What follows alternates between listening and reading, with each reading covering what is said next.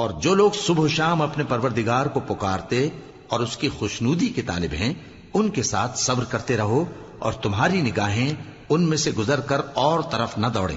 کہ تم دنیاوی زندگی کی رونقوں کے خواستگار ہو جاؤ۔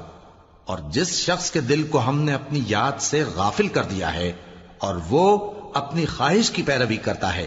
اور اس کا کام حد سے بڑھ گیا ہے، اس کا کہا نہ ماننا۔ اور کہہ دو کہ لوگو، یہ قرآن تمہارے پروردگار کی طرف سے برحق ہے، تو جو چاہے ایمان لائے اور جو چاہے کافر رہے۔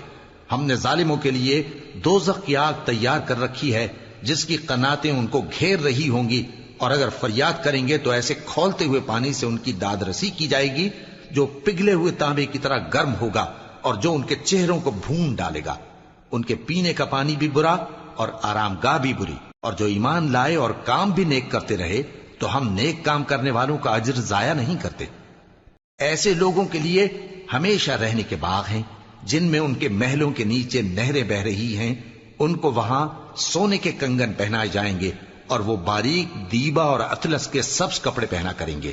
اور تختوں پر تکیے لگا کر بیٹھا کریں گے۔ کیا خوب بدلہ اور کیا خوب آرام گاہ ہے۔ اور ان سے دو شخصوں کا حال بیان کرو جن میں سے ایک کو ہم نے انگور کے 2 باغ عنایت کیے تھے اور ان کے گردا گرد کھجوروں کے درخت لگا دیے تھے اور ان کے درمیان کھیتی پیدا کر دی تھی۔ دونوں باغ کثرت سے پھل لاتے اور اس کی پیداوار میں کسی طرح کی کمی نہ ہوتی، اور دونوں میں ہم نے ایک نہر بھی جاری کر رکھی تھی،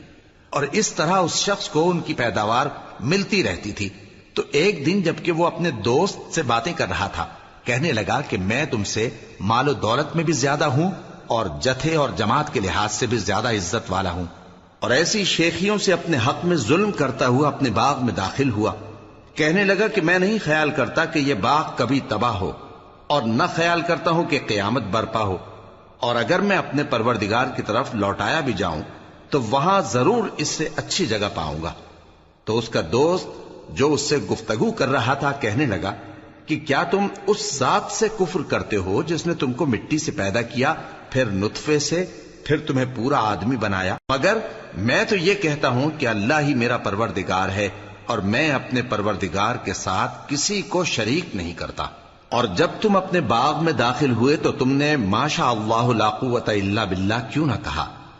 اگر تم مجھے مال و اولاد میں اپنے سے کمتر دیکھتے ہو تو عجب نہیں کہ میرا پروردگار مجھے تمہارے باغ سے بہتر عطا فرمائے، اور تمہارے اس باغ پر آسمان سے آفت بھیج دے تو وہ صاف میدان ہو جائے، یا اس باغ کی نہر کا پانی گہرائی میں اتر جائے